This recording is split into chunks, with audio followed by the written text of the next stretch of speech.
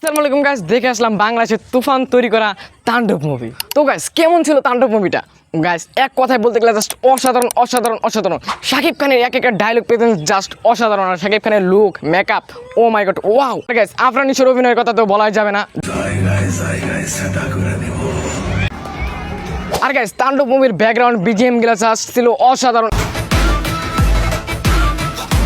আর প্রত্যেকটা জায়গায় ছিল টুইস্ট আর টুইস্ট। প্রত্যেক 10 সেকেন্ড পর পর এক একটা করে টুইস্ট, মানে কি আসবে জাস্ট আপনাদের মাথার ব্লোয়িং করে দিবেন, গায়ের মানে পুরো গুজবাম হবে আপনাদের।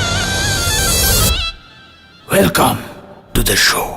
আর গাইস এই মুভির ডিরেক্টর রায়হান রাফি জাস্ট অসাধারণ। কি বানিয়েছে মুভিটা, আপনারা দেখলে আপনাদের যদি 1000 টাকাও লাগে টিকিটটা, মানে টিকিট নিতে তাণ্ডব মুভির, তো আপনারা প্লিজ এই তাণ্ডব মুভিটা দেখবেন, জাস্ট আপনারা অবাক হয়ে যাবেন আর আপনাদের মাথার হচ্ছে চক্কর পারবে। আর গাইস আরেকটা কথা বলি, আপনারা যারা ভাবছেন এই ছবিতে শাকিব খানের নায়িকা হচ্ছে সাবিরা নূর, তারা সম্পূর্ণ ভুল, কারণ এখানে কোনো শাকিব খানের নায়িকাই নেই।